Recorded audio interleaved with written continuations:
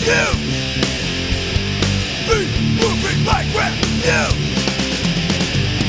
Hey, this is B-Movie Mike, and what I have for you this week is my fourth installment in my series of reviews of early 80s slasher films. Also this week, I'll be celebrating my birthday on the 19th. So in honor of my birthday, this week I'll be reviewing a 1981 Canadian production, and that movie could only be Happy Birthday to Me. Happy Birthday to Me was directed by J. Lee Thompson. And prior to Happy Birthday to Me, J. Lee Thompson had directed some Hollywood classics, including the original Cape Fear and The Guns of Navarone. Happy Birthday to Me stars legendary Hollywood actor Glenn Ford and Melissa Sue Anderson, who had become popular on the Little House on the Prairie TV series. Happy Birthday to Me also features Matt Craven and Jack Blum, who had previously appeared together in the smash hit comedy from 1978, Meatballs. And something else that I found noteworthy was that two of the guys that were involved in the production of Happy Birthday to Me were also involved in the production of another classic slasher from 1981, and that movie would be My Bloody Valentine.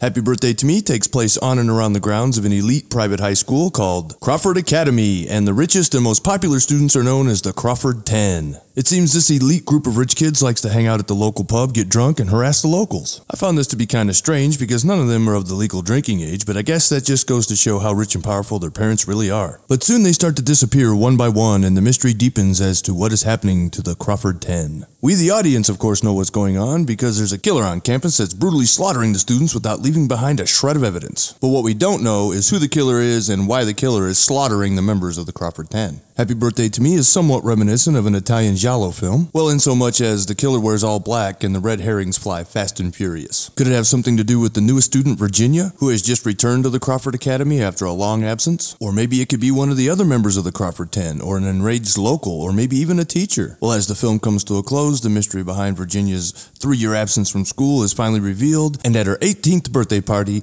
the killer is finally unmasked. Happy Birthday to Me is not the greatest slasher film ever released, but I definitely think it's one of the better ones. Just because it didn't become a franchise and spawn a bunch of crappy sequels does not mean it's not a good film. It may not be on my top 10 list of classic slasher films, but it is definitely in my top 25. Happy Birthday to Me had a solid director, a great veteran actor, good editing, great lighting, a great musical score, and the special makeup effects were all practical, and even though they weren't done by Tom Savini, they were still pretty damn good. Happy Birthday to Me was released in what I consider to be the middle of the golden years for the slasher film genre. And at the time, the competition was fierce, and it seemed like there was a new slasher film or a sequel to a slasher film coming out just about every month. So the producers of Happy Birthday to Me tried to get a leg up on the competition by promising 6 of the most bizarre murders you will ever see. However, they didn't quite live up to that promise, as most of the murders in the film are your standard slashings and stabbings. But we did at least get 3 unique murders. One guy gets his face ground up by some motorcycle spokes, another guy gets his throat crushed as he's lifting weights, and without a doubt the most famous one is the guy that gets the shish kebab in the mouth as advertised on the movie poster. Well, there's not much more I can say about Happy Birthday to Me, because it's basically a giallo-like mystery, and if you haven't seen it before and I say too much, I could completely ruin the experience for you, and that is not my intent. But what I can say is that if you love classic slasher films as much as I do,